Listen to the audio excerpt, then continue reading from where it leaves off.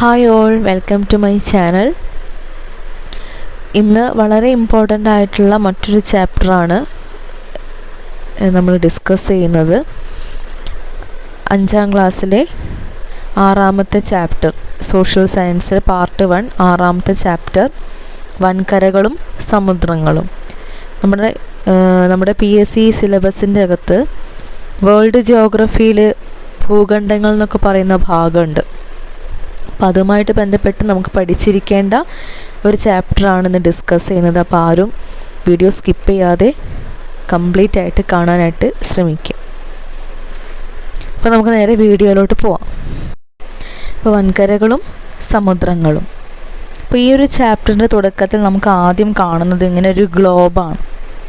അപ്പോൾ ഈ ഗ്ലോബ് കാണുന്ന സമയത്ത് നമുക്ക് മനസ്സിലാക്കാൻ പറ്റും, നമ്മൾ കൂടുതലായിട്ടും കാണുന്ന ഭാഗം ഏത് കളറിലുള്ളതാണ്? നീല കളറിലുള്ള ഭാഗമാണ് കൂടുതലായിട്ടും കാണുന്നത്.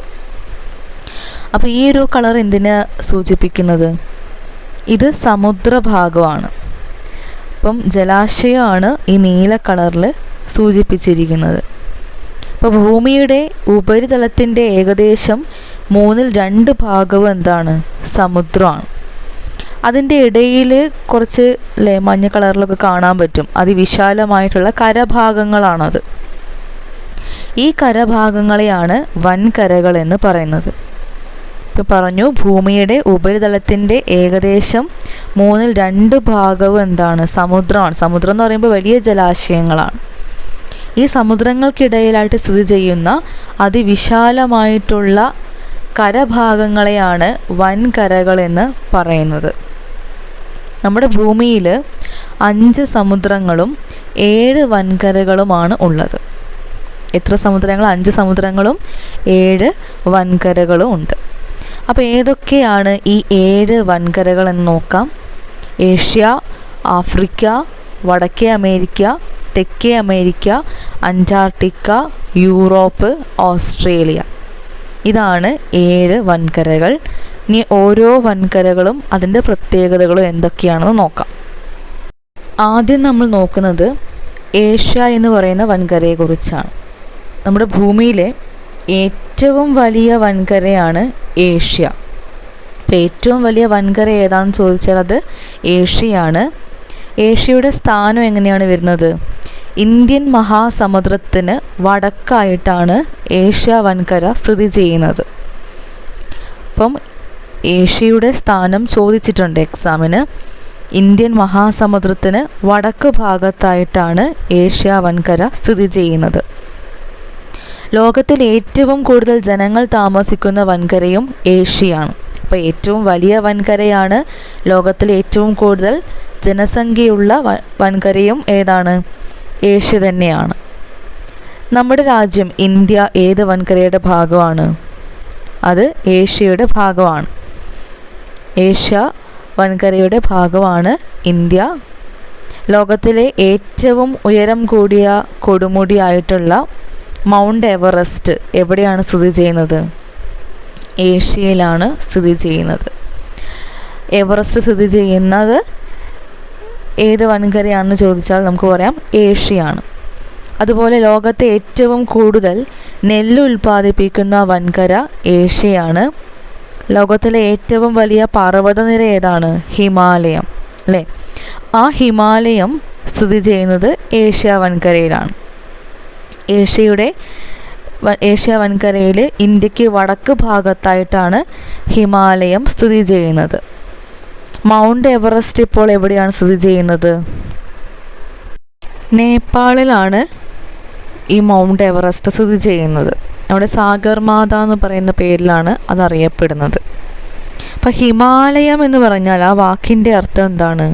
ഹിമം മഞ്ഞ്, ആലയം വാസസ്ഥലം, അല്ലേ? മഞ്ഞിൻ്റെ വാസസ്ഥലം.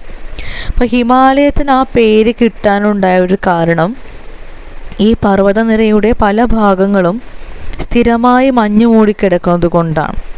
അപ്പോൾ ഏഷ്യ വൻകരയുടെ കുറച്ച് പ്രത്യേകതകൾ പറഞ്ഞു. ഏറ്റവും വലിയ വൻകരയാണ്. ഏറ്റവും കൂടുതൽ ജനവാസമുള്ള വൻകരയാണ്. ലോകത്തിലെ ഏറ്റവും ഉയരം കൂടിയ കൊടുമുടി മൗണ്ട് എവറസ്റ്റ് സ്ഥിതി ചെയ്യുന്നു. അതുപോലെ ലോകത്തിലെ ഏറ്റവും വലിയ പർവ്വതനിര ഹിമാലയം സ്ഥിതി ചെയ്യുന്നു. ഇന്ത്യ ഏഷ്യ വൻകരയുടെ ഭാഗമാണ്. ലോകത്തെ ഏറ്റവും കൂടുതൽ നെല്ല് ഉൽപ്പാദിപ്പിക്കുന്ന വൻകര ഏഷ്യയാണ്. അങ്ങനെ കുറേ പോയിന്റ് പറഞ്ഞു. ഇനി അടുത്ത വൻകരയാണ് ആഫ്രിക്ക. ലോകത്തിലെ ഏറ്റവും വലിയ വൻകര ഏഷ്യ നമ്മൾ കണ്ടു. ഇനി വലിപ്പത്തിൽ 2ാം സ്ഥാനത്തുള്ള വൻകരയാണ് ആഫ്രിക്ക എന്ന് പറയുന്നത്. അപ്പോൾ ആഫ്രിക്കയുടെ പൊസിഷൻ വരുന്നത് ഇന്ത്യൻ മഹാസമുദ്രത്തിനും അറ്റ്ലാന്റിക് സമുദ്രത്തിനും ഇടയ്ക്കായിട്ടാണ് ആഫ്രിക്ക സ്ഥിതി ചെയ്യുന്നത്. അപ്പോൾ ജനവാസത്തിൽ ലോകത്ത് 1ാം സ്ഥാനം ഏഷ്യയാണെങ്കിൽ 2ാം സ്ഥാനത്ത് നിൽക്കുന്നത് ആഫ്രിക്കയാണ്. ആഫ്രിക്കയുടെ ഒരു പ്രത്യേകത, ഇതിൻ്റെ കൂടുതൽ പ്രദേശങ്ങളും മരുഭൂമിയായിട്ടുള്ളൊരു വൻകരയാണ്. ഇപ്പോൾ ലോകത്തിലെ ഏറ്റവും വലിയ മരുഭൂമിയായിട്ടുള്ള സഹാറ മരുഭൂമി എവിടെയാണ് സ്ഥിതി ചെയ്യുന്നത്? അത് ആഫ്രിക്കയിലാണ് സ്ഥിതി ചെയ്യുന്നത്. അതുപോലെ തന്നെ മറ്റൊരു ഭാഗം എന്താണ്? ലോകത്തിൽ തന്നെ ഏറ്റവും കൂടുതൽ വന്യജീവി സമ്പത്തുള്ള നിബിഡ വനങ്ങളും ആഫ്രിക്കയിൽ കാണപ്പെടുന്നു. ഒരേ സമയം മരുഭൂമിയുള്ള പ്രദേശവുമാണ്, അതുപോലെ ഇതുപോലെ പല വന്യജീവി സമ്പത്തുള്ള നിബിഡ വനങ്ങൾ കാണപ്പെടുന്ന ഒരു ഏരിയയും കൂടിയാണ് ആഫ്രിക്ക എന്ന് പറയുന്നത്. ആഫ്രിക്കയിലൂടെ ഒഴുകുന്ന ഒരു പ്രധാനപ്പെട്ട ഒരു നദിയെക്കുറിച്ചാണ് പറയാനുള്ളത്. ലോകത്തിലെ ഏറ്റവും നീളം കൂടിയ നദിയായ നൈൽ നദിയെക്കുറിച്ച്. അപ്പോൾ നൈൽ നദി സ്ഥിതി ചെയ്യുന്നത് ഏത് വൻകരയിലാണെന്ന് ചോദിച്ചാൽ പറയാം, ആഫ്രിക്കയിലാണ്. നൈൽ നദിയുടെ ഏകദേശ നീളം എത്രയാണ്? 6850 കിലോമീറ്ററാണ്. അപ്പം നൈൽ നദിയുടെ നീളം 6850 കിലോമീറ്റർ. അന്താരാഷ്ട്ര നദി എന്നറിയപ്പെടുന്നത് ഏതാണ്? അന്താരാഷ്ട്ര നദി എന്നറിയപ്പെടുന്നത് നൈൽ നദിയാണ്. അതിന് കാരണം ആഫ്രിക്കയിൽ 11 രാജ്യങ്ങളിൽ കൂടിയാണ് നൈൽ നദി കടന്നു പോകുന്നത്. അതുകൊണ്ടാണ് അന്താരാഷ്ട്ര നദി എന്ന് നൈലിനെ വിശേഷിപ്പിക്കുന്നത്. അതുപോലെ ചോദിക്കാം, ഏതൊക്കെ രാജ്യങ്ങളുടെ ജീവനാഡിയായാണ് നൈൽ അറിയപ്പെടുന്നത്? ഏതൊക്കെയാണ്? ഈജിപ്തിൻ്റെയും സുഡാൻ്റെയും ജീവനാഡിയായിട്ടാണ് നൈൽ നദി അറിയപ്പെടുന്നത്. നമുക്കറിയാം ഈജിപ്തിൻ്റെ വിശേഷണം തന്നെ എന്താണ്? നൈലിൻ്റെ ദാനം എന്നാണ്. ആഫ്രിക്കൻ വൻകരയുടെ വടക്ക് കിഴക്കൻ ഭാഗത്ത് കൂടിയാണ് നൈൽ നദി ഒഴുകുന്നത്. അപ്പോൾ ആഫ്രിക്കയെക്കുറിച്ച് പറഞ്ഞു. വലിപ്പത്തിൽ 2ാം സ്ഥാനം, ജനവാസത്തിലും 2ാം സ്ഥാനം. അതുപോലെ ലോകത്തിലെ ഏറ്റവും വലിയ മരുഭൂമി സഹാറ സ്ഥിതി ചെയ്യുന്ന വൻകരയാണ്. ഏറ്റവും നീളം കൂടിയ നദി നൈൽ നദി സ്ഥിതി ചെയ്യുന്ന വൻകരയാണ്. അന്താരാഷ്ട്ര നദി എന്നറിയപ്പെടുന്ന നൈൽ നദിയാണ്. അതിൻ്റെ നീളം 6850 കിലോമീറ്റർ. ഈജിപ്തിൻ്റെയും സുഡാൻ്റെയും ജീവനാഡിയായിട്ട് അറിയപ്പെടുന്നതും നൈൽ നദിയാണ്. ഇനി അടുത്ത വൻകരയാണ് വടക്കേ അമേരിക്ക. വലിപ്പത്തിൽ 3ാം സ്ഥാനത്തുള്ള വൻകരയാണ് വടക്കേ അമേരിക്ക. വടക്കേ അമേരിക്കയുടെ സ്ഥാനം എന്ന് പറയുന്നത് പസഫിക് സമുദ്രത്തിനും അറ്റ്ലാന്റിക് സമുദ്രത്തിനും ഇടയ്ക്കാണ്. വടക്കേ അമേരിക്കയിലെ ഏറ്റവും ഉയരം കൂടിയ കൊടുമുടിയാണ് മാക്കിൻലി. ഇപ്പോൾ വടക്കേ അമേരിക്കയിലെ ഏറ്റവും ഉയരം കൂടിയ കൊടുമുടി ഏതാണ്? മാക്കിൻലി ആണ്. ഇത് സ്ഥിതി ചെയ്യുന്നത് അലാസ്ക പർവ്വതനിരയിലാണ്. ലോകത്തെ ഏറ്റവും കൂടുതൽ ഗോതമ്പ് ഉൽപ്പാദിപ്പിക്കുന്ന വൻകര വടക്കേ അമേരിക്കയാണ്. നെല്ല് ഉൽപ്പാദിപ്പിക്കുന്നത് ഏതായിരുന്നു? ഏഷ്യ എന്ന വൻകരയാണ്. ലോകത്ത് ലഭ്യമായ ഉപരിതല ശുദ്ധജലത്തിൻ്റെ ഏകദേശം 21% ഉൾക്കൊള്ളുന്ന 5 മഹാതടാകങ്ങൾ വടക്കേ അമേരിക്കയിലുണ്ട്. അത് വടക്കേ അമേരിക്കയിലെ കാനഡ, USA എന്നീ രാജ്യങ്ങളിലായിട്ടാണ് സ്ഥിതി ചെയ്യുന്നത്. ഏതൊക്കെയാണ് ഈ 5 മഹാതടാകങ്ങൾ? Superior, Michigan, Huron, Erie, Ontario. ഈ തടാകങ്ങളാണ് പഞ്ചമഹാതടാകങ്ങൾ എന്ന് അറിയപ്പെടുന്നത്. അപ്പോൾ ഏതൊക്കെയാണ് പഞ്ചമഹാതടാകങ്ങൾ? Superior, Michigan, Huron, Erie, Ontario. ഇനി വടക്കേ അമേരിക്കയുടെ വടക്കൻ ഭാഗത്ത് മഞ്ഞു മൂടിക്കിടക്കുന്ന പ്രദേശത്ത് താമസിക്കുന്നവരെ ഇന്യൂട്ടുകൾ, എസ്കിമോകൾ എന്നാണ് വിളിക്കുന്നത്. വടക്കൻ ധ്രുവ പ്രദേശത്ത് താമസിക്കുന്ന ഇന്യൂട്ടുകൾ മഞ്ഞുകട്ടകൾ കൊണ്ട് നിർമ്മിക്കുന്ന താൽക്കാലിക വീടുകളെയാണ് ഇഗ്ലൂ എന്ന് പറയുന്നത്. അപ്പോൾ ഇഗ്ലൂ എന്ന് പറയുന്നത് വടക്കൻ ധ്രുവ പ്രദേശത്ത് താമസിക്കുന്ന ഇന്യൂട്ടുകൾ മഞ്ഞുകട്ടകൾ കൊണ്ട് നിർമ്മിക്കുന്ന താൽക്കാലിക വീടുകളാണ്. അപ്പോൾ വടക്കേ അമേരിക്കയെക്കുറിച്ച് പറഞ്ഞത് എന്തൊക്കെയാണ്? മൂന്നാം സ്ഥാനമാണ്. അതുപോലെ ഏറ്റവും ഉയരം കൂടിയ കൊടുമുടി മക്കിൻലി ആണ്. അത് സ്ഥിതി ചെയ്യുന്ന പർവ്വതനിര അലാസ്ക. ലോകത്തെ ഏറ്റവും കൂടുതൽ ഗോതമ്പ് ഉൽപ്പാദിപ്പിക്കുന്ന വൻകരയാണ്. അതുപോലെ ലോകത്ത് ലഭ്യമായ ഉപരിതല ശുദ്ധജലത്തിൻ്റെ 21% ഉൾക്കൊള്ളുന്ന 5 മഹാതടാകങ്ങൾ വടക്കേ അമേരിക്കയിലാണ്. ഏതൊക്കെയായിരുന്നു അത്? Superior, Michigan, Huron, Erie, Ontario. സ്ഥിതി ചെയ്യുന്നത് കാനഡ, USA രാജ്യങ്ങളിലായിട്ടാണ്. ഇത്രയും കാര്യങ്ങളാണ് വടക്കേ അമേരിക്കയുടെ ഭാഗത്ത് പറയാനുള്ളത്. ഇനി അടുത്ത വൻകര വടക്കേ അമേരിക്കയുടെ താഴെ ഭാഗത്തായിട്ട് നമുക്ക് കാണാൻ പറ്റും, തെക്കേ അമേരിക്ക. പസഫിക് സമുദ്രത്തിനും അറ്റ്ലാന്റിക് സമുദ്രത്തിനും ഇടയിലായിട്ടാണ് തെക്കേ അമേരിക്ക സ്ഥിതി ചെയ്യുന്നത്. വലിപ്പത്തിൽ 4ാം സ്ഥാനമാണ്. തെക്കേ അമേരിക്കയിലെ ഏറ്റവും ഉയരമുള്ള കൊടുമുടിയാണ് മൗണ്ട് അക്കോങ്കുവ. ലോകത്തെ ഏറ്റവും കൂടുതൽ ശുദ്ധജലം വഹിച്ചുകൊണ്ട് ഒഴുകുന്ന നദിയാണ് ആമസോൺ. ആമസോൺ സ്ഥിതി ചെയ്യുന്ന വൻകര ഏതാണ്? തെക്കേ അമേരിക്കയാണ്. തെക്കേ അമേരിക്കയുടെ ഏത് ഭാഗത്തായിട്ടാണ് ആമസോൺ സ്ഥിതി ചെയ്യുന്നത്? വടക്ക് ഭാഗത്തായിട്ടാണ്. ഇനി ആമസോൺ നദിയിൽ കാണപ്പെടുന്ന വളരെ ആക്രമകാരിയായിട്ടുള്ളൊരു മീനുണ്ട്, അതാണ് പിരാന. പിരാന മത്സ്യങ്ങൾ കാണപ്പെടുന്നത് ഏത് നദിയിലാണ്? ആമസോൺ നദിയിലാണ്. ലോകത്തിലെ ഏറ്റവും നീളം കൂടിയ നദി നൈൽ നദി സ്ഥിതി ചെയ്യുന്നത് ആഫ്രിക്കയിലാണ്. ലോകത്തെ ഏറ്റവും കൂടുതൽ ശുദ്ധജലം വഹിച്ചുകൊണ്ട് ഒഴുകുന്ന നദി ആമസോൺ സ്ഥിതി ചെയ്യുന്നത് തെക്കേ അമേരിക്കയിലാണ്. അതുപോലെ മരച്ചീനിയുടെ ജന്മദേശം ഏതാണ്? തെക്കേ അമേരിക്കയാണ്. അപ്പോൾ തെക്കേ അമേരിക്കയെ കുറിച്ച് പറയാനുള്ളത് വലിപ്പത്തിൽ 4ാം സ്ഥാനമാണ്. ഇവിടുത്തെ ഏറ്റവും ഉയരം കൂടിയ കൊടുമുടിയാണ് മൗണ്ട് അക്കോങ്കുവ. ലോകത്തെ ഏറ്റവും കൂടുതൽ ശുദ്ധജലം വഹിക്കുന്ന ആമസോൺ നദി കാണപ്പെടുന്ന വൻകരയാണ്. ആമസോണിൽ കാണപ്പെടുന്ന അക്രമകാരിയായിട്ടുള്ള മീനാണ് പിരാന മത്സ്യം. മരച്ചീനിയുടെ ജന്മദേശം തെക്കേ അമേരിക്കയാണ്. അപ്പോൾ ഇത്രയും കാര്യങ്ങളാണ് തെക്കേ അമേരിക്കയുടെ ഭാഗത്തു നിന്ന് നോക്കാനുള്ളത്. അടുത്ത വൻകരയാണ് അന്റാർട്ടിക്ക. വലിപ്പത്തിൽ 5ാം സ്ഥാനത്തുള്ള വൻകരയാണ് അന്റാർട്ടിക്ക. ലോകത്തിലെ ഏറ്റവും തണുപ്പ് കൂടിയ പ്രദേശമാണ് അന്റാർട്ടിക്ക. ദക്ഷിണ ധ്രുവത്തിലാണ് സ്ഥിതി ചെയ്യുന്നത്. ഇപ്പോൾ വർഷം മുഴുവൻ മഞ്ഞ് മൂടി കിടക്കുന്നത് കൊണ്ട് ഇതിനെ വെളുത്ത ഭൂഖണ്ഡം എന്നും പറയാറുണ്ട്. അപ്പോൾ വെളുത്ത ഭൂഖണ്ഡം എന്നറിയപ്പെടുന്നത് ഏതാണ്? അന്റാർട്ടിക്കയാണ്. ഇന്ത്യയുടെ ആദ്യ അന്റാർട്ടിക് ഗവേഷണ കേന്ദ്രം ഇമ്പോർട്ടൻ്റ് ആണ്. ഇന്ത്യയുടെ ആദ്യ അന്റാർട്ടിക് ഗവേഷണ കേന്ദ്രം ഏതാണ്? ദക്ഷിണ ഗംഗോത്രി. ഇന്ത്യയുടെ ആദ്യ അന്റാർട്ടിക് ഗവേഷണ കേന്ദ്രമാണ് ദക്ഷിണ ഗംഗോത്രി. ഇന്ത്യയുടെ അന്റാർട്ടിക്കയിലുള്ള മറ്റ് ഗവേഷണ കേന്ദ്രങ്ങളാണ് മൈത്രി, ഭാരതി. ഇതൊക്കെ എക്സാമിന് ചോദിക്കാറുണ്ട്. അപ്പം ഇന്ത്യയുടെ ആദ്യ അന്റാർട്ടിക് ഗവേഷണ കേന്ദ്രം ദക്ഷിണ ഗംഗോത്രിയാണ്. മറ്റ് ഗവേഷണ കേന്ദ്രങ്ങളാണ് മൈത്രി, ഭാരതി. ഇന്ത്യ അന്റാർട്ടിക്കയിൽ ഒരു പോസ്റ്റ് ഓഫീസ് ആരംഭിച്ചിട്ടുള്ളത് ഏത് വർഷമാണെന്ന് ചോദിക്കാറുണ്ട്. 1983 ഗോവ പോസ്റ്റൽ ഡിവിഷനിലാണ് വരുന്നത്. 1983 ഇന്ത്യ അന്റാർട്ടിക്കയിലൊരു പോസ്റ്റ് ഓഫീസ് ആരംഭിക്കുന്നത്. അടുത്തത് യൂറോപ്പ്. അറ്റ്ലാന്റിക് സമുദ്രത്തിനും ഏഷ്യ വൻകരയ്ക്കും ഇടയിലായിട്ട് സ്ഥിതി ചെയ്യുന്ന വൻകരയാണ് യൂറോപ്പ്. വലിപ്പത്തിൽ 6ാം സ്ഥാനമാണ്. യൂറോപ്പിനെ ഏഷ്യയിൽ നിന്നും വേർതിരിക്കുന്ന പർവ്വതനിരയാണ് യുറാൽ. അപ്പോൾ യൂറോപ്പിനെ ഏഷ്യയിൽ നിന്നും വേർതിരിക്കുന്ന പർവ്വതനിര ഏതാണെന്ന് ചോദിച്ചാൽ പറയാം യുറാലാണ്. ജനസംഖ്യയിൽ 3ാം സ്ഥാനത്തുള്ള വൻകരയാണ് Europe. First Asia, second Africa, third Europe.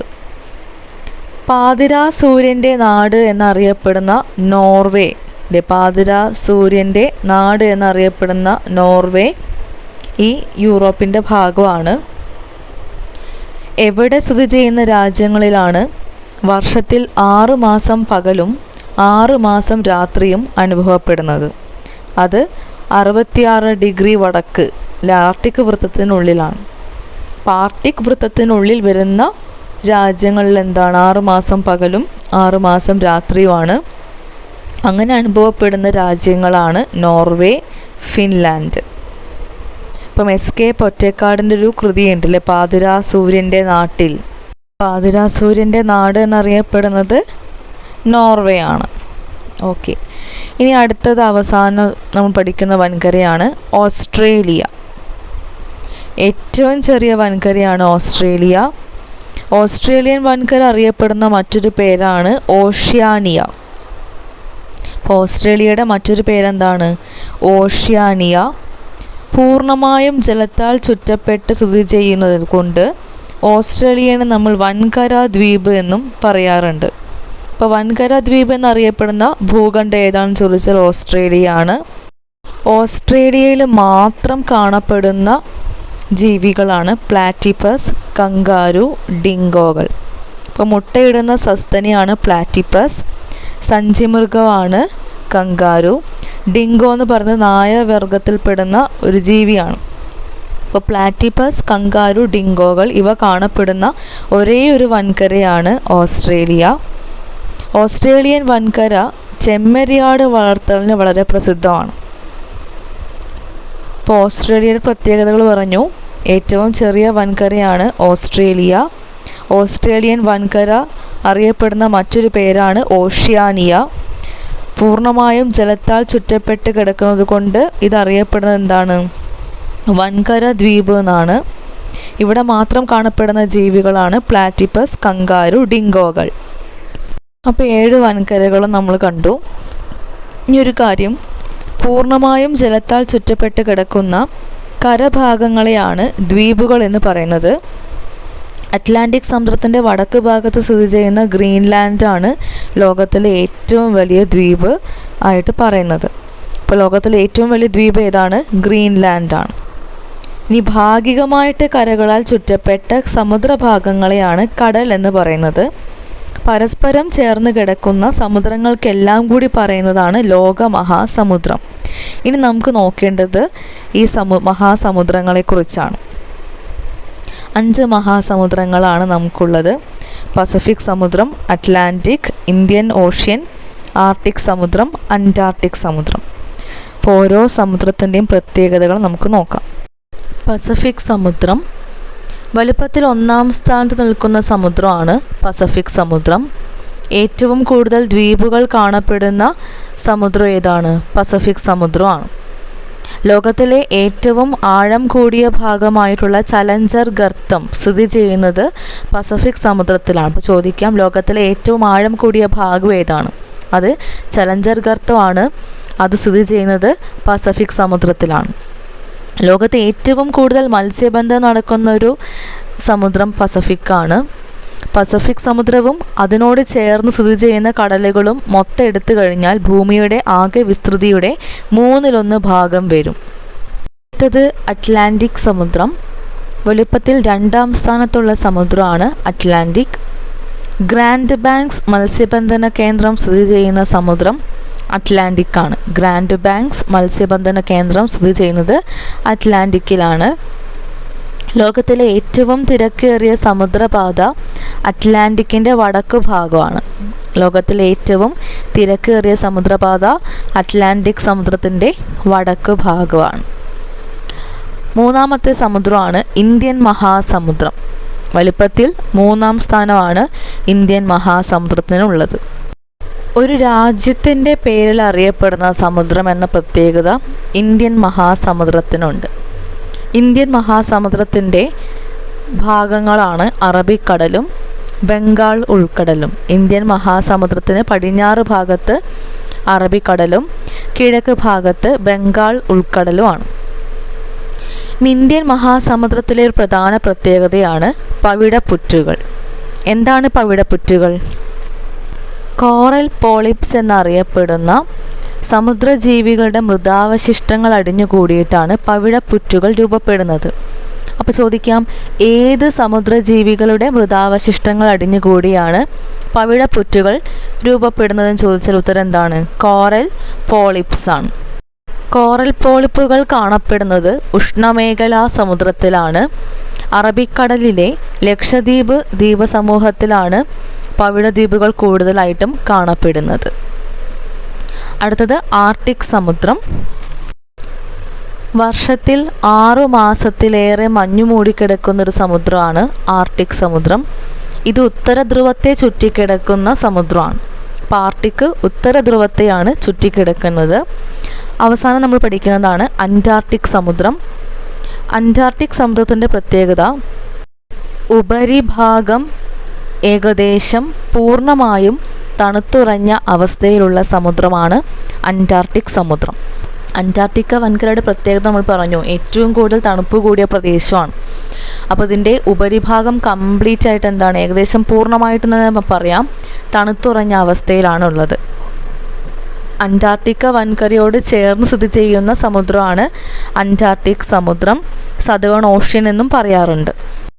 ഇത്രയും കാര്യങ്ങളാണ് ഈ ഒരു ചാപ്റ്ററിൻ്റെ അകത്ത് നമുക്ക് പഠിക്കാനായിട്ടുള്ളത്. വളരെ ഇമ്പോർട്ടൻ്റ് ആയിട്ടുള്ളൊരു ചാപ്റ്ററാണ്. ഇനി ഈ ചാപ്റ്ററിൻ്റെ അവസാനം കുറച്ച് ക്വസ്റ്റ്യൻസ് കൊടുത്തിട്ടുണ്ട്. ഒന്ന്, സൂചനകളിൽ നിന്ന് വൻകര ഏതെന്ന് തിരിച്ചറിഞ്ഞ് അവ ഓരോന്നിനു ചുറ്റുമുള്ള സമുദ്രങ്ങൾ കണ്ടെത്താനാണ്. അപ്പോൾ ഒന്നാമത്തെ സൂചന ഇതാണ്, ലോകത്തിലെ ഏറ്റവും വലിയ മരുഭൂമി ഇവിടെയാണ്. ലോകത്തിലെ ഏറ്റവും വലിയ മരുഭൂമി എവിടെയാണ്? ലോകത്തിലെ ഏറ്റവും വലിയ മരുഭൂമി സഹാറയാണ്. സഹാറ സ്ഥിതി ചെയ്യുന്നത് ആഫ്രിക്കയിലാണ്. ആഫ്രിക്കൻ കോണ്ടിനെൻറ്റിലാണ് സ്ഥിതി ചെയ്യുന്നത്. ആഫ്രിക്കയ്ക്ക് ചുറ്റും അറ്റ്ലാന്റിക് ഓഷ്യനും ഇന്ത്യൻ ഓഷ്യനുമാണ് ഉള്ളത്. ഓക്കെ, രണ്ടാമത്തെ ചോദ്യം ഇതാണ്, രണ്ടാമത്തെ സൂചന ഇതാണ്, വൻകര ദ്വീപ് എന്ന് വിശേഷിപ്പിക്കുന്നു. ഏതാണ് വൻകര ദ്വീപ് എന്നറിയപ്പെടുന്നത്? ഏറ്റവും ചെറിയ വൻകരയായിട്ടുള്ള ഓസ്ട്രേലിയയാണ് വൻകര ദ്വീപ് എന്ന് വിശേഷിപ്പിക്കുന്നത്. ഓസ്ട്രേലിയയ്ക്ക് ചുറ്റും ഇന്ത്യൻ മഹാസമുദ്രം അതുപോലെ പസഫിക് സമുദ്രമാണ് വരുന്നത്. അപ്പോൾ ഇതുവരെ പറഞ്ഞ കാര്യങ്ങളൊക്കെ ഞാനിതാ ഈ ടേബിളിൽ ക്രോഡീകരിച്ചിട്ടുണ്ട്. എല്ലാ പോയിൻറ്റും ക്ലിയർ ആയെന്ന് വിചാരിക്കുകയാണ്. ഇനി അടുത്ത വീഡിയോ ആയിട്ട് വീണ്ടും വരുന്നതായിരിക്കും. അപ്പം വീഡിയോ ആദ്യമായിട്ട് കാണുന്നവർ വീഡിയോ സബ്സ്ക്രൈബ് ചെയ്ത് ചാനൽ സപ്പോർട്ട് ചെയ്യുക. Thank you so much for watching.